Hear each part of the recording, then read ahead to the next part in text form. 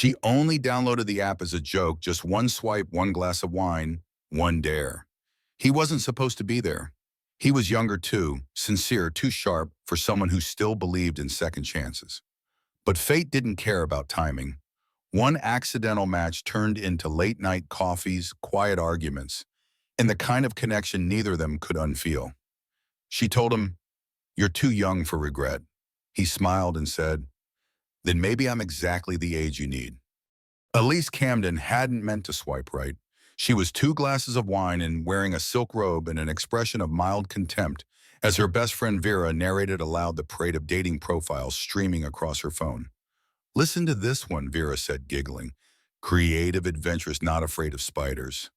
"Okay, he gets points for honesty." Elise rolled her eyes. "He also looks like he's posing with a dead fish." "Swipe left," Vera said decisively. "You're not allowed to date anyone who puts gym rat or Bitcoin in their bio." Elise scoffed. "Or uses the word sapiosexual. It's the fedora of adjectives." They were sitting cross-legged on Elise's living room floor surrounded by half-eaten sushi and candlelight. The idea to download Blender had been Vera's. Elise had only agreed because, in her words, "Fine, let's do it for anthropological reasons." That was 2 hours ago.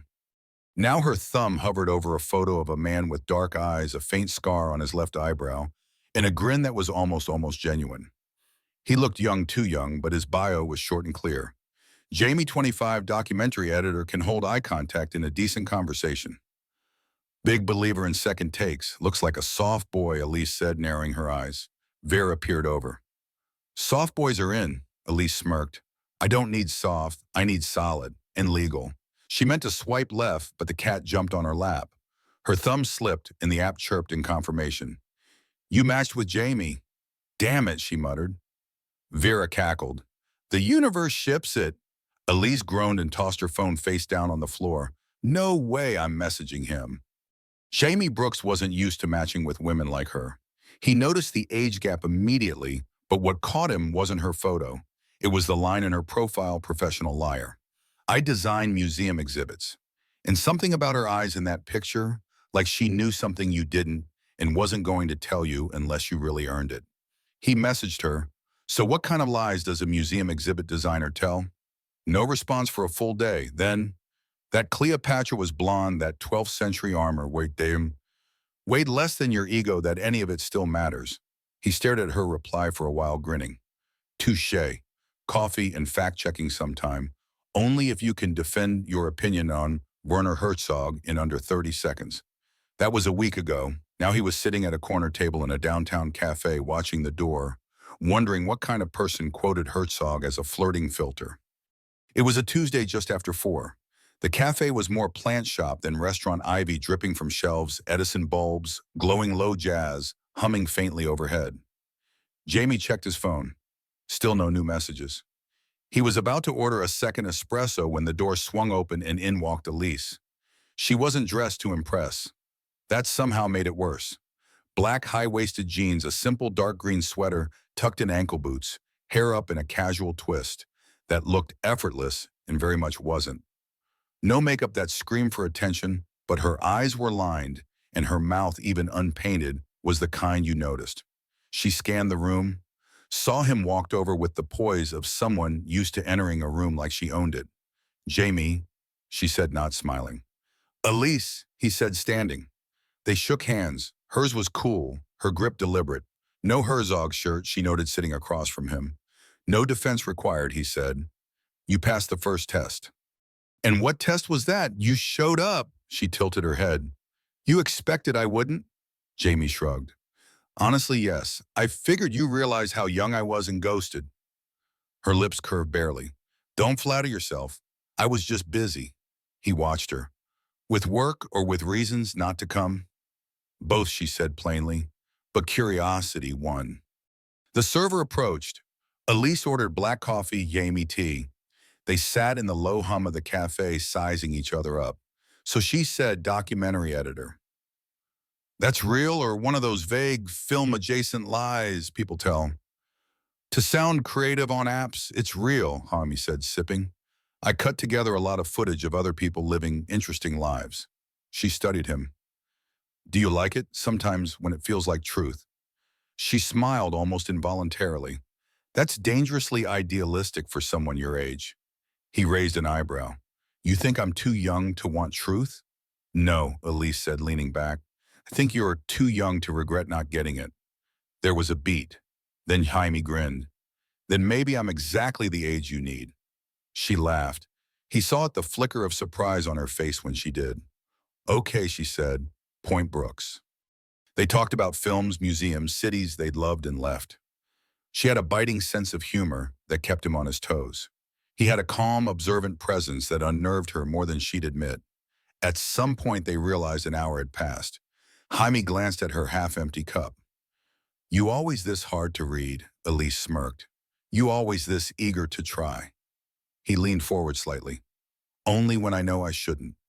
She looked at him then longer than she had all afternoon. You're very charming, she said. And you're very careful, he replied. She stood. That's a polite way of calling me distant. I didn't say it was a bad thing. She adjusted her bag on her shoulder. This was fine, Jaime. He rose too. Fine's a start. Elise hesitated, then reached into her coat pocket, pulled out a pen, and scribbled something on the back of a napkin. She slid it across the table. My number. For when you think of something more interesting to say than coffee again sometime. Jamie took it grinning. That's a lot of pressure. Consider it a challenge. She turned and walked away, boots clicking on tile coat swaying. The door swung shut behind her. Jaime sat back down, looked at the number, then at the seat she just left. He exhaled slowly, the grin still tugging at his lips.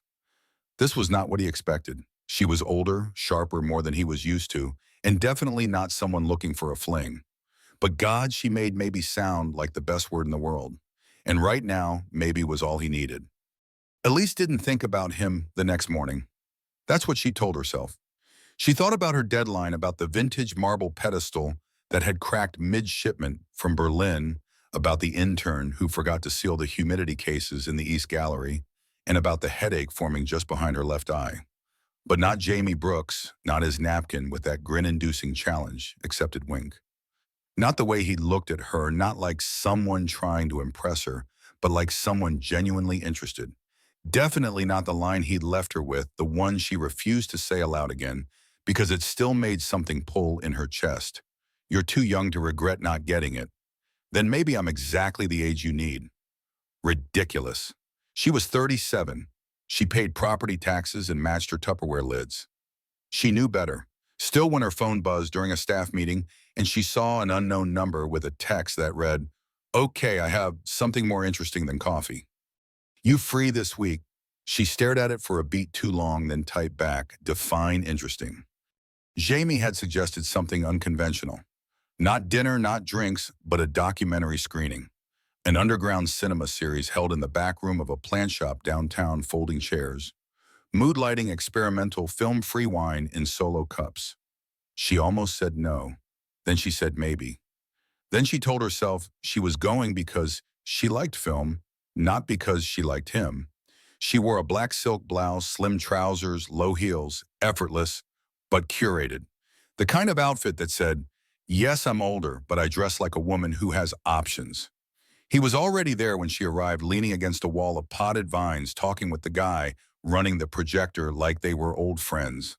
He wore a soft charcoal t-shirt, dark jeans, and a corduroy jacket that looked like it had survived at least 2 cities and 3 breakups. She liked that. Camden, he said when he spotted her. You showed I'm a woman of my word, she replied, brushing past him. Though the jury's still out on your definition of interesting, it's a Romanian short film about silence, he said with a smirk. Very pretentious, very you. She shot him a look. You don't know me well enough to be sarcastic yet. Sure I do, he said, falling into step beside her. You're sharp, mildly terrifying, and have opinions about gallery lighting. She narrowed her eyes. And you're 25 with too much charm and no filter. Exactly. He beamed. We're evenly matched. She was still smirking as the lights dimmed. The film was in fact very pretentious, also very beautiful. Mostly black and white shots of a woman walking through snow, intercut with archival audio of protests, whispered poetry, and long aching silences.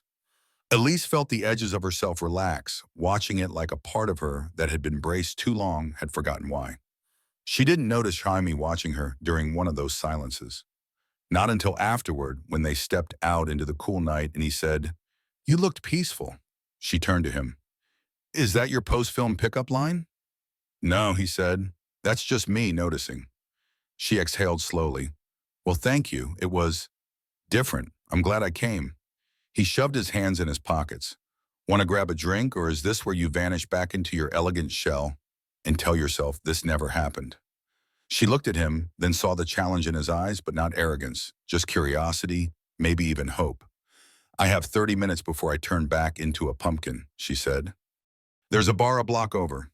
Quiet, no DJs. Lead the way, Cinderella." They sat in a corner booth, wood paneling, and soft lamps making everything feel closer than it was. She ordered a neat gin. He got a local amber ale. They talked not about the usual things, not work, not what they were looking for, but about the things that floated beneath those topics. "Do you believe in second chances?" he asked her halfway through his second beer. She swirled her gin. "Depends who's asking.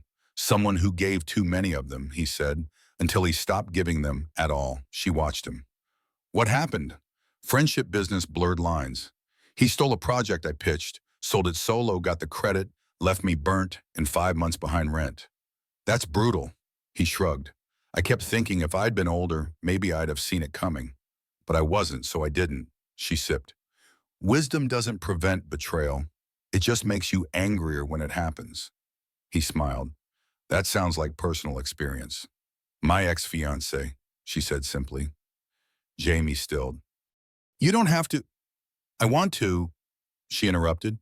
"It's just not a short story." He waited. Elise exhaled. "We were together for 4 years, engaged for one. He didn't cheat. He didn't lie. He just evaporated emotionally every day a little more until I was the only one talking in the room. I finally called it. He thanked me, said I was brave, then married someone else a year later." Jaime didn't respond immediately. He reached across the table, fingers brushing hers just once. "That sounds like it broke something," he said. She blinked. "I don't do broken. I didn't say you were. I said it hurt."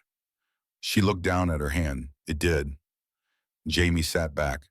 "For what it's worth, he was an idiot. And you're 25, she said, arching a brow. "You haven't earned the right to call older men idiots yet." He grinned. "I'm making up for lost time." They left the bar just after midnight. He walked her to her car, hands in pockets, jacket collar flipped up against the breeze. "You're too young," she said suddenly, the words slipping out unfiltered. He turned to her, smile fading. "Too young for what? For what this could turn into, for how complicated I already am." He stepped closer. "Then maybe I'm not here for simple." Elise shook her head. "Jaime, I'm not asking for forever," he said. "I'm asking for the next conversation." She stared at him, then leaned forward and kissed him. Brief, firm mouth brushing his, just enough to burn. When she pulled back, her voice was low. "That was a mistake," he smirked. "Then it's my favorite kind." She got in her car, didn't look back. And Jamie, he stood there smiling like he'd already won something he hadn't even asked for yet. Elise hadn't kissed anyone in a year. The last time had been perfunctory, predictable. A goodbye kiss before someone she didn't miss stepped into a lift and disappeared. She hadn't felt anything after. Not guilt, not longing, but this brief, stubborn, low-voltage spark of a kiss with Jamie Brooks kept showing up in her thoughts, like a melody she couldn't stop humming. She didn't regret it. She just didn't want it to matter, which is why she did what she always did. When emotions threatened routine, she worked. The exhibit for the city's 150th anniversary was already behind schedule, and Elise used that fact as armor. She stayed late, rewrote audio scripts, rearranged floor plans, supervised lighting and digital projections. She told herself it wasn't avoidance, just dedication. And then 3 days after the kiss, Jamie texted, "I was going to pretend I didn't notice you ghosted me, but I like honesty more than pride." She read it 3 times, then exhaled slowly. "I wasn't ghosting, just regrouping." "Want help regrouping?" "I make great pancakes and terrible small talk. I don't do breakfast dates." "Then let's call it breakfast proximity." She shouldn't have agreed, but she did. His apartment was temporary minimal furniture, mismatched mugs, a half-unpacked suitcase near the door. The place smelled like bergamot tea and wood polish. I forgot how bare this place looked in the daylight, Jamie said, scratching his head as he poured batter into a pan. Don't judge the lack of art. Still deciding if I like walls without movement. Elise wandered past his laptop where an editing timeline glowed with a paused frame of a woman's face in shadow. Is this your doc? She asked. One of them, he said. This one's about grief rituals, how people try to name what can't be fixed. She turned. That's heavy. So are pancakes, he replied. It balances. He slid a plate toward her, syrup already drizzled, butter melting like slow gold. She picked up a fork, more amused than hungry. So this is your seduction strategy. Feed me carbs until I'm too full to think straight. No, Jaime said. My strategy is honesty. The pancakes are just a bonus. She hesitated. Why me? He tilted his head. Why not you? I'm not your age. I'm not your scene. You're the most interesting person I've met in months, and you made me want to be better without demanding it. Elise froze. Jaime watched her gently. You're not used to being seen like that, are you? No, she admitted. Let me. It wasn't a line. It wasn't even flirtation. It was the kind of thing someone only says when they mean it. So she stayed. They spent the rest of the day talking on his worn-in couch, then walking to a bookstore nearby, then standing in line for espresso as the sky turned gray. At one point, Elise admitted something she hadn't said aloud in years. I used to sculpt, she murmured, tracing the rim of her cup. Bronze marble. I wanted to make things people remembered touching. Jaime blinked. What happened? My hands started shaking. Not medically, just mentally. I lost the edge. I traded tools for curation. It felt safer. He didn't speak right away then. You ever want to pick it back up? She looked at him. I don't let myself want things. I don't trust myself to keep. Jaime reached over, palm up. I think wanting is brave. She stared at his hand, then took it, and he didn't let go. That night, as she lay in bed, Elise stared at the ceiling and tried to name the feeling. It wasn't infatuation. That was too flimsy. It wasn't safety either. It was recognition. He didn't just see her. He heard the things she didn't say. That was dangerous. The next week became a rhythm, texting every morning, coffee, some afternoons, a second kiss on a bench. At the Riverwalk, slower this time, no apologies after. Then came Thursday. She was walking through the exhibit's sculpture wing when she got a call from the production studio. Jamie had collapsed on set. Nothing serious, they said. Heat exhaustion. He hadn't eaten all day, but he was being sent home early. She didn't think. She just got in her car.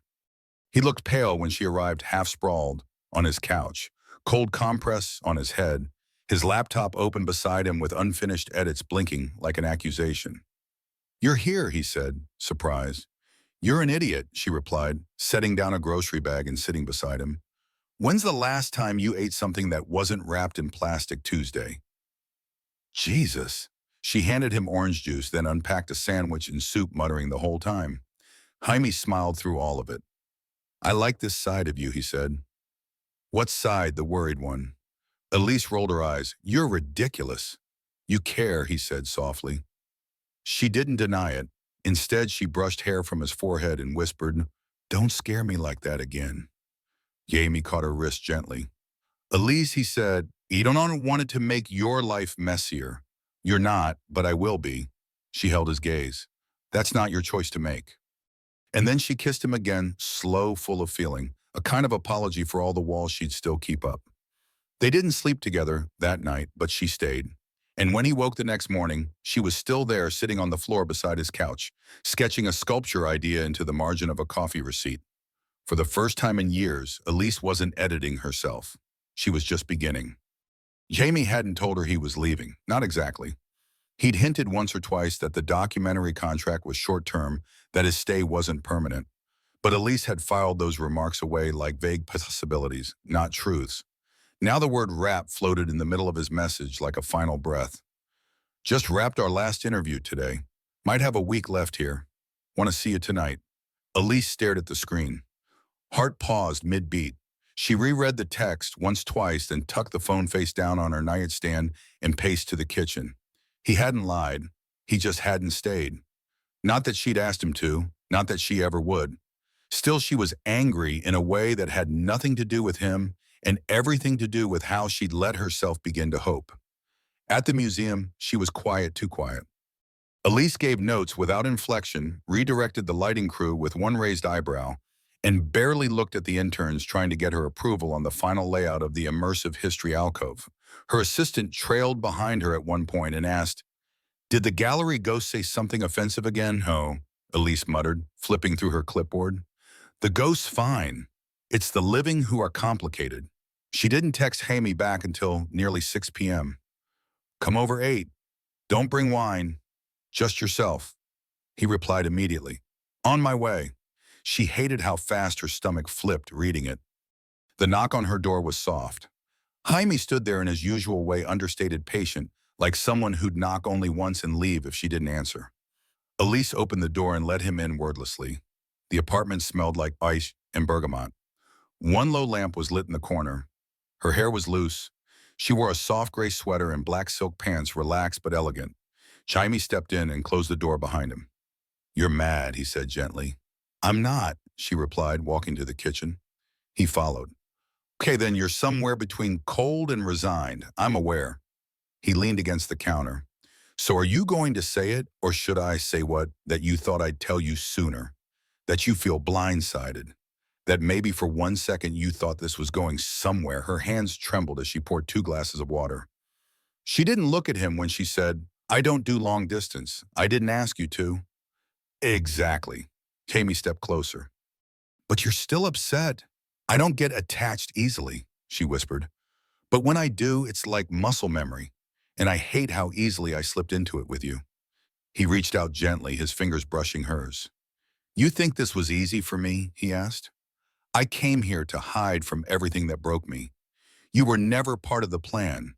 Then why didn't you stay away? Because you made me feel like something worth coming back to." That cracked something in her. She stepped back. "This isn't fair," she said. "You're 25. You'll leave and I'll go back to being a museum piece you once admired." Jamie's voice was quiet. "That's not what I see when I look at you. Then what I see the person who made me want to start over for real this time." She didn't respond, just turned away. Jamie waited, and then so softly she didn't think he'd hear. She said, "I started sculpting again." Jamie blinked. She turned back around, hands crossed over her stomach. "Last week. Clay. Just sketches. Nothing finished."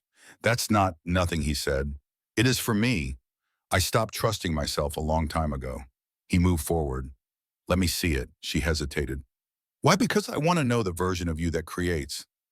Elise swallowed, then slowly walked to the closet in the hallway.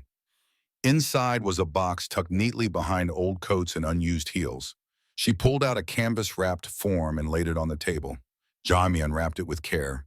It wasn't finished, just a bust, a face half-formed, jawline sketched with gentle lines, one eye not yet shaped, but it was alive in a way Elise hadn't let herself be in years. "It's beautiful," he murmured. "No, it's tentative." Jamie looked up. "So am I." And with that, she exhaled and finally met his gaze. "I don't know what to do with you," she said. "Then don't do anything," he said. "Just let this matter, whatever it is, however long it lasts." She closed the distance between them and kissed him this time without apology or pretense. And when they made love that night, it wasn't dramatic or explosive. It was quiet, intentional, honest. Afterwards, she lay curled against his chest, fingers tracing circles along his collarbone, and whispered, "You'll leave." He kissed the top of her head. "Yes," he said, "but I'll remember you. And I'll come back," she added, "if you'll let me." Jamie smiled. She didn't say yes. She didn't say no, but she held on tighter, and that was enough for now. Jamie left on a Thursday morning. No fanfare, no tearful goodbyes, just a duffel bag slung over his shoulder, headphones around his neck, and the same soft smile he wore the first time he saw her. Elise stood in the doorway of her apartment robe, wrapped tight, coffee cooling in her hand. She told herself not to memorize him, not to etch the moment into her chest. But memory has its own agenda. He turned back at the elevator, gave her one last look. "You okay?" he asked. She nodded but said nothing. He stepped forward, pressed a kiss to her forehead, and whispered, "All right." Don't, she said too quickly. Not unless you mean it. Jaime paused. I always mean it. Then he stepped into the elevator and he was gone. She didn't cry. Not then. Not when she finished her coffee. Not when she stepped into the exhibit gallery that afternoon and saw the final install with his fingerprints on her memory. But when she got home alone to the ghost of his warmth still living in the folds of her couch pillow, then yes, she let it crack her just enough to feel. Weeks passed. The exhibit launched to a packed crowd and glowing write-ups. Her name was in bold again, Elise Camden, the artist who shapes memory. The press loved her restraint, the way her curation felt like poetry wrapped in silence. She smiled through interviews, shook hands, accepted compliments, but only Vera saw the shift behind her eyes. You miss him, Vera said one night, pouring wine. I miss the version of myself I was when he looked at me. Vera didn't press, just refilled her glass. Elise sculpted more now. Not for exhibition, for herself, hands covered in clay. Most nights, Jazz humming through the apartment, the window cracked open like she needed the city's breath just to stay grounded. She didn't wait for Jamie, but she didn't stop thinking about him either. Then nearly 2 months later, a postcard arrived. No return address, just a snapshot of a street corner in Montreal, handwritten words tucked below. Saw a sculpture that made me stop walking. Thought of yours, thought of you, still editing the world. Hope you're still shaping it. Jay. Elise stared at the card for a long time before placing it on her desk. She didn't reply. Not yet. A month after that, her museum hosted a local film festival screening night.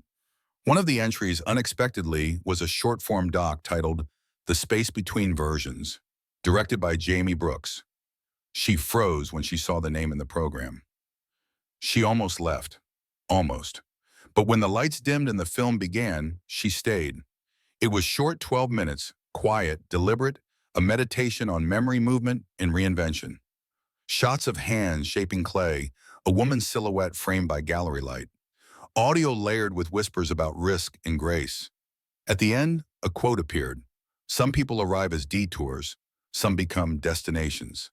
Below it, one line, for E. She sat in the dark long after the applause faded, and then she stood, walked straight past the reception and into the street. Outside, the sky hung heavy with stars. Crisp air touched her skin. She pulled her coat closer, then felt a familiar warmth at her side. I wasn't sure you'd come, Jamie said. She turned. He was there, messy hair, hands in pockets, eyes full of question. I wasn't sure either, she whispered. They stood in silence. Then she asked, was I the detour? He smiled. No, you were the reason I found a better map. Her laugh cracked through the tension. That is exactly the kind of poetic nonsense I warned you about. I know, he said, but it worked. She looked at him for a long time. You're still too young, she said softer now. Jaime stepped closer. And you're still the age I need. Then he reached out, not urgently, not to convince, but with quiet intention, and she took his hand. They didn't make promises. They didn't need to. Some connections don't end. They pause, reset, begin again. And this time they walked forward together into whatever version of the future they chose to shape. The story of Elise and Jamie teaches us that life's most transformative moments often arrive uninvited, daring us to embrace vulnerability despite our fears. Elise, a woman hardened by past betrayal, swiped right by accident, yet Jamie's sincerity and persistence cracked her carefully curated walls. Their connection, born from an unexpected match, shows that love and growth don't adhere to timelines or age gaps. They thrive in honesty and courage. Elise's return to sculpting, sparked by Jamie's belief in her, reminds us that rediscovering our passions requires trusting ourselves again, even when it feels risky. Jamie's choice to see her not as a museum piece, but as a woman capable of starting anew, underscores the power of being truly seen. This story urges us to take chances on connections that challenge our comfort zones, to let others in, and to believe that every ending can lead to a new beginning. It's a heartfelt call to live bravely, to shape our own futures, and to cherish the people who remind us who we can be. What did Elise and Jamie's journey teach you about risk, love, or rediscovery? Share your thoughts in the comments. We're dying to hear your stories. If this tale stirred your soul, please like, subscribe, and hit the notification bell to join our community of dreamers and storytellers. Your support keeps these emotional narratives alive, so don't wait, subscribe now, and let's continue exploring the magic of human connection together.